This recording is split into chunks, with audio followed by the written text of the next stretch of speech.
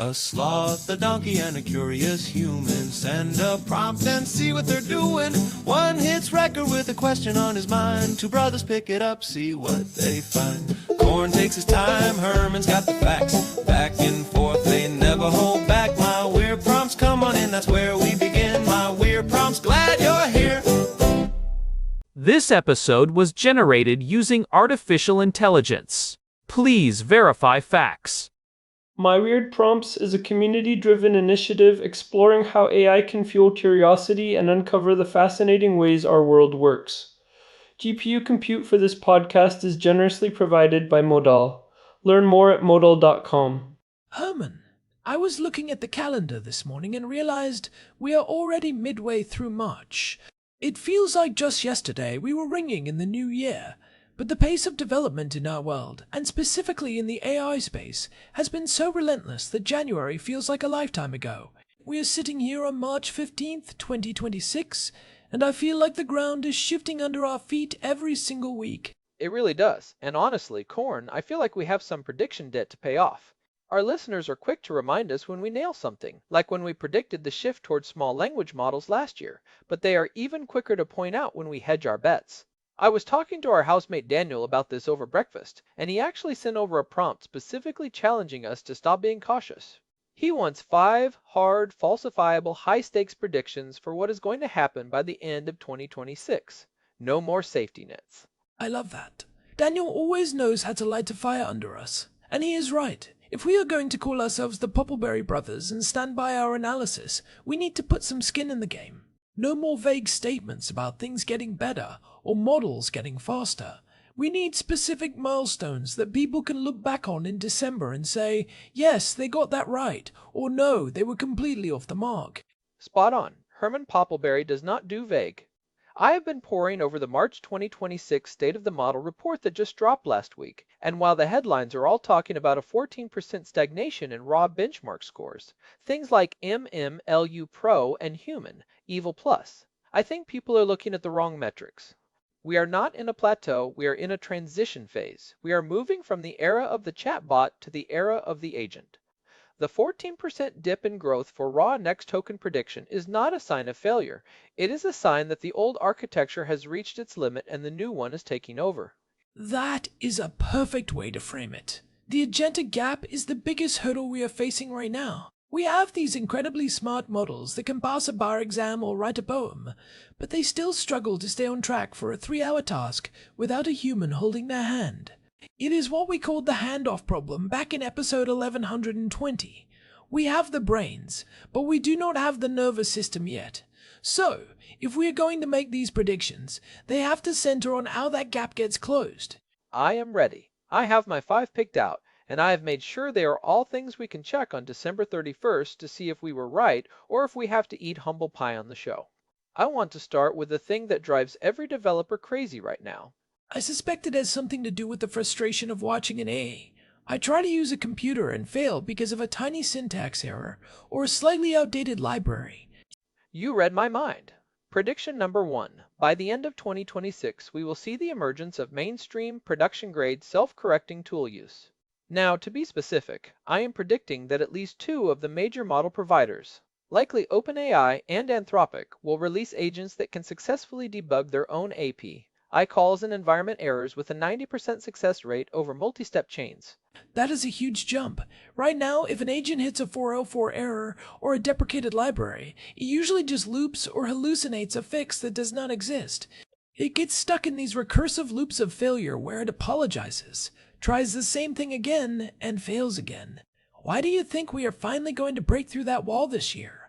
Because we are shifting away from just training on text and starting to train on execution traces. Up until now, models were mostly trained on what the code looks like on GitHub. Now they are being trained on what happens when the code runs. It is the difference between reading a cookbook and actually burning a few omelets in the kitchen. The newer architectures are incorporating the feedback loop directly into the inference process. We are seeing the rise of what researchers call execution conditioned policy. The model is not just guessing the next word, it is observing the state of the terminal and adjusting its strategy in real time. So, instead of the model just guessing the next token, it is actually simulating the environment, or better yet, running a micro-simulation of the tool call before it even hits the real server. I can see how that changes the game for enterprise adoption. If I am a supply chain manager and I want an agent to reconcile invoices across 3 different platforms, I cannot have it break every time a database schema changes by one column name. It needs to see the error, look at the new schema, and rewrite its own query on the fly. Precisely. If we hit that 90% success rate, the reliability of AI agents goes from being a toy to being a utility. And that leads directly into my second prediction, which is a bit more architectural but equally important for how these things actually think. I am predicting that by the end of the year, the industry will move away from simple token prediction for reasoning tasks and shift toward what I call state space reasoning. Specifically, we will see a major model launch that uses a tree of thought search algorithm in real-time inference as the default mode, not just a research hack. Wait, let us unpack that for a second because that is a big technical shift. Most people think of AI as this linear thing. It generates one word after another. You are saying it is going to start branching out internally before it gives you an answer. That is the core of it. Think of it like a chess engine. A chess engine does not just look at the board and say, move pawn to e4. It looks at 10,000 possible futures, evaluates the state of the board in each one, and then picks the move that leads to the best possible state. We are seeing this transition happen now. In episode 652, we talked about hopeful pausing, where models take a beat to think. But this prediction goes further. I am saying that by December, the top-tier models will be using active search during inference. They will explore multiple reasoning paths, discard the ones that lead to logical contradictions, and only then present the conclusion to the user. That would explain why the benchmarks look like they are stagnating. If you were just testing the raw transformer, you might be hitting diminishing returns. But if you wrap that transformer in a search architecture, the effective intelligence skyrockets. It is like giving a smart person a whiteboard and 10 minutes to think versus making them give an answer in 2 seconds. The underlying person is the same, but the output quality is vastly different. Right. The 14% stagnation in the March report is a red herring. It is measuring the engine, not the car.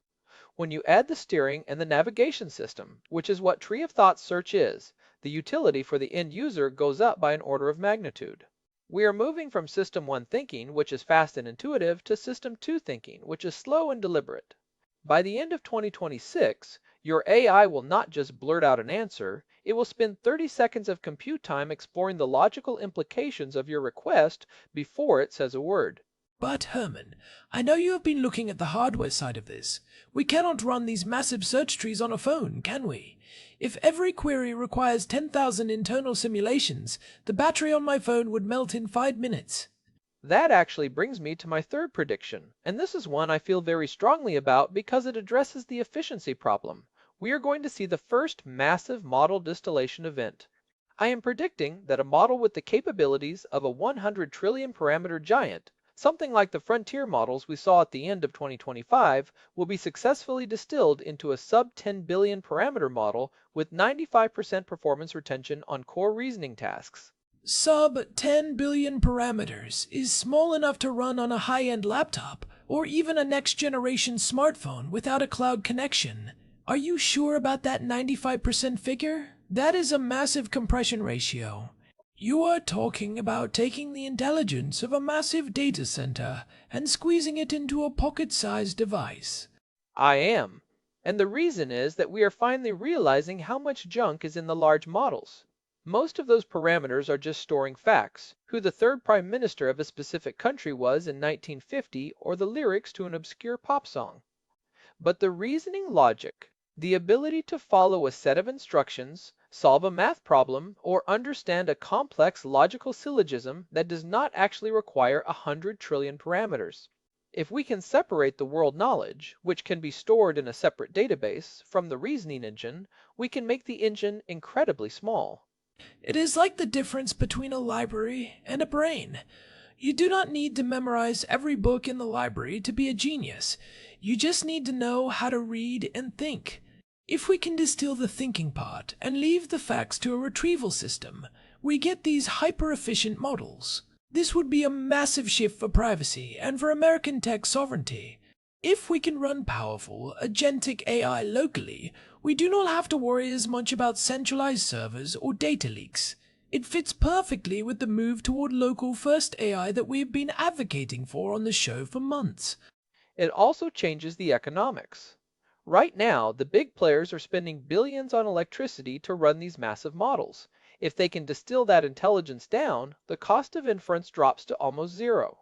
That is when AI truly becomes a utility, like water or electricity. It is everywhere, and it is cheap.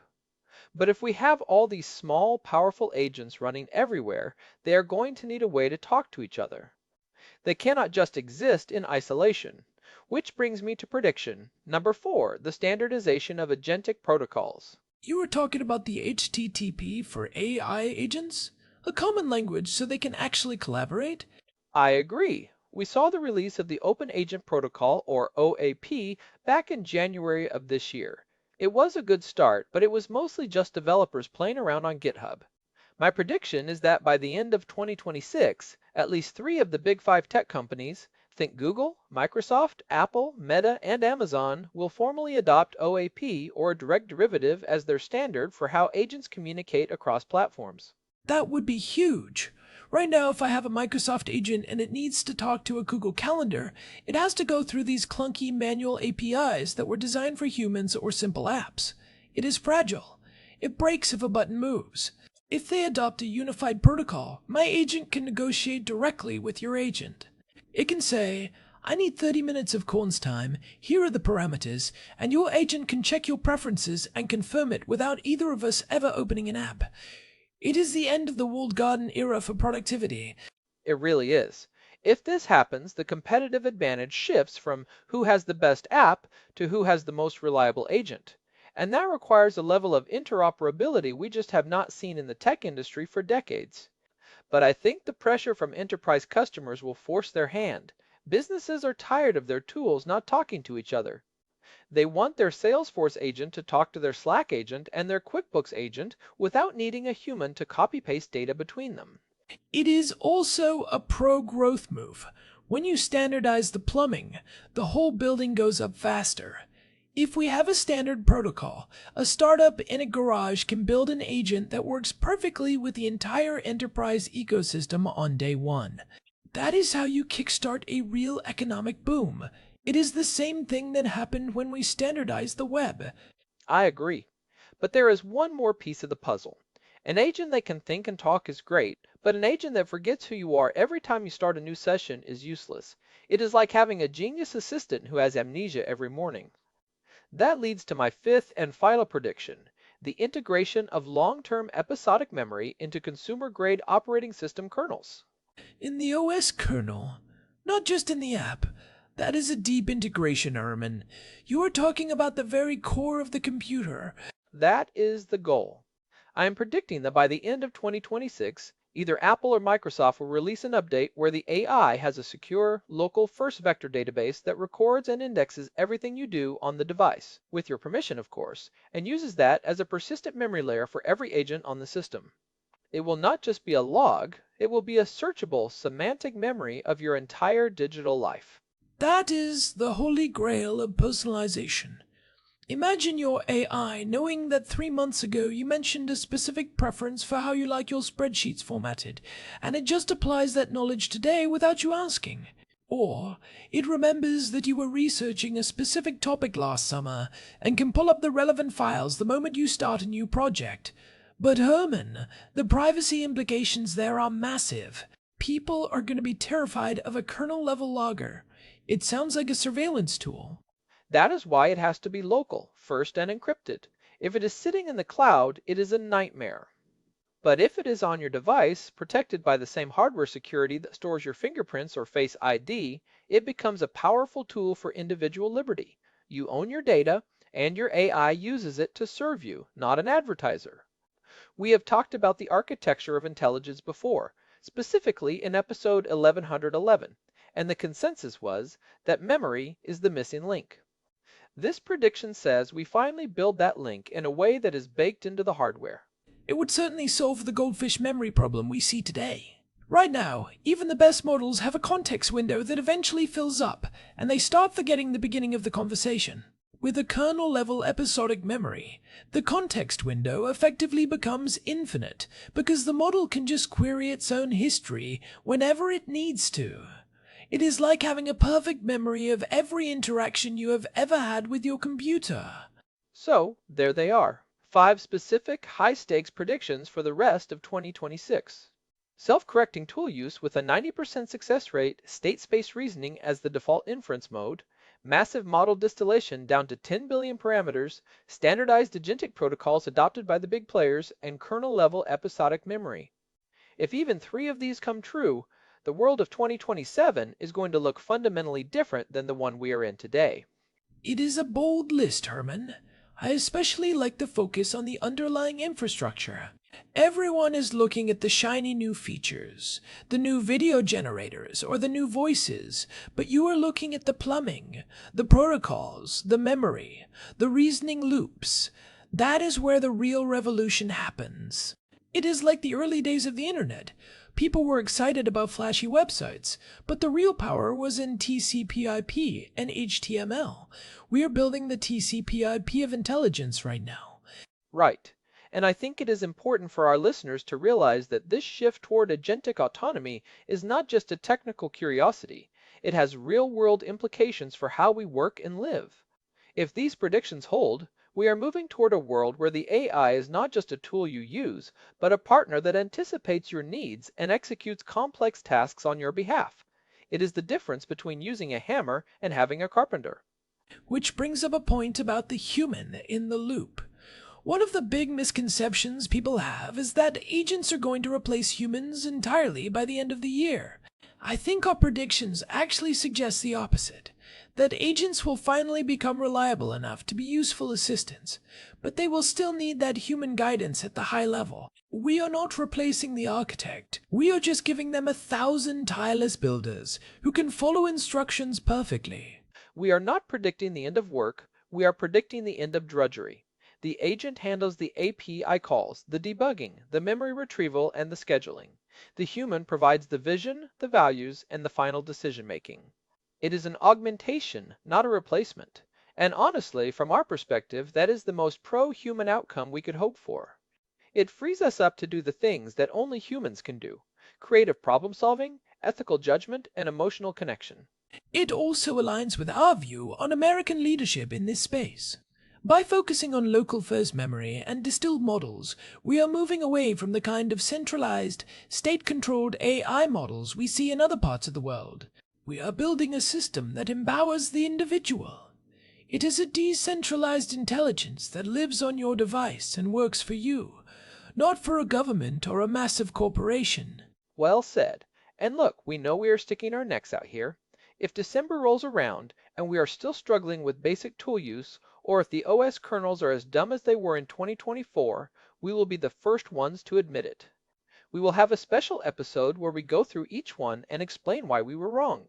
But based on everything I am seeing in the research papers and the private betas, the momentum is all pointing in this direction. The era of the chatbot is over. The era of the agent is beginning. I agree.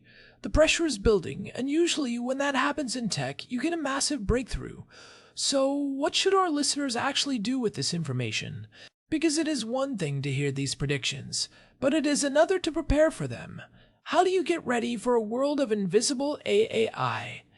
The first takeaway is to stop building for chat. If you are a developer or a business leader and you are still thinking about AI as a window where people type things, you are already behind. You need to start thinking about state persistence. How does your AI remember what it did yesterday? How does it recover when a tool fails? If you build for state, you will be ready for the agentic revolution. You need to be thinking about how your software can be used by an agent, not just by a human. That is a great point. And for the individual user, I would say start auditing your own workflow for agentic fragility. Where are the points in your day where you have to manually move data from one app to another, or manually check for errors? Those are the spots that are going to be automated by the end of the year. If you can identify them now, you can be the first to adopt the tools that fix them. Look for the friction. That is where the agents will go first. You hit the nail on the head. And I would also suggest that people start tracking their own AI-assisted task completion rate. We always talk about how much time AI saves us, but how often does it actually finish a complex task from start to finish without you intervening? Right now, for most people, that number is probably pretty low, maybe 10 or 20% for complex stuff. Watch that number. As it climbs toward 50, 70, or 90%, that is when you know these predictions are hitting home. It is a metric for personal productivity that actually means something. It makes the abstract concept of AI progress very concrete. You can literally see your own capacity expanding as the tools get more reliable. I love the idea of a personal dashboard for agentic success. That is the vision. And hey, we should probably mention that if people want to track our progress on these predictions, they should definitely stay tuned to the show. We will be doing a mid-year check-in in June to see where we stand on each of these 5 points, and then a full accounting in December. We are going to hold ourselves to the same standard of accountability that we hold the tech companies to. Oh, I am already looking forward to that December episode. It will either be a victory lap or a very humble apology.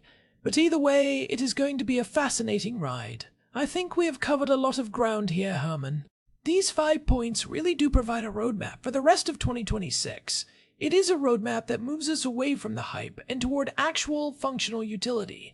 They do, and it is a roadmap that leads to what I call invisible AAI. The best technology is the kind you do not have to think about. It just works. It knows who you are, it knows what you need, it communicates with other systems seamlessly, and it does not break when it hits a minor snag. That is the world we are predicting. A world where the computer finally understands us, instead of us having to understand the computer. Invisible AAI. I like that. It is the ultimate gold tech that fades into the background and just lets you be more human. Before we wrap up, I want to remind everyone that if you are finding these deep dives helpful, please leave us a review on your podcast app or on Spotify. It really does help the show reach more people who are trying to make sense of this crazy fast-moving world. We are trying to build a community of people who are looking at the future with clear eyes. It genuinely does. We see every review and we appreciate the feedback. And if you want to make sure you never miss an episode, especially that mid-year check-in, head over to myweirdprompts.com. You can find the RSS feed there, or you can search for My Weird Prompts on Telegram to get a notification every time we drop a new one. We have a lot of great stuff planned for the rest of 2026. We have been doing this for over 1,200 episodes now, and I can honestly say I've never been more excited about the trajectory we are on. The move from chat to agents is the big one, folks. It is the shift we have all been waiting for since we first started talking about Transformers years ago. It really is. Thanks for the challenge, Daniel. We have put our markers on the table. Now we just have to see how the rest of the year plays out. The clock is ticking, and I am ready to see these predictions come to life. Well, I for one am optimistic. We have the talent, we have the infrastructure, and we have the drive to make these things happen. It is going to be a big year for American innovation. We are going to see things by December that would have seemed like science fiction just a few years ago. Think about that distillation prediction again. If we really get a GPT-5 level model running on a phone, the implications for education alone are staggering. Every kid in the world could have a world-class private tutor in their pocket that does not need an internet connection. It levels the playing field in a way that nothing else ever has. It is a game changer for the digital divide. We always worry about people being left behind because they do not have high-speed access, but if the intelligence is local, that barrier disappears. It is a very hopeful vision of the future. It means that intelligence is no longer a centralized resource that you have to pay a subscription for. It is something you own. It is, and it is one worth fighting for.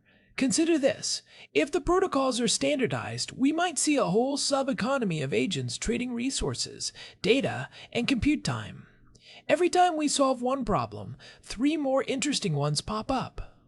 I couldn't agree more. There is always more to explore. That is why we do the show. I will be watching the developer betas like a hawk to see what the next few months bring. I have a feeling they are going to be busy. This has been My Weird Prompts. Check out the website at myweirdprompts.com for more. And do not forget that review. It really helps. Talk soon. Bye. This episode was generated using Gemini Flash 3. Text-to-speech engine was Chatterbox. Thanks for listening to our show, my weird prompts, where our thoughts go from slow takes to facts on cue. We change and follow through. My weird prompts, that's the flows from sloth, from man, from long-eared host. My weird prompts, until next time, stay curious, keep weird.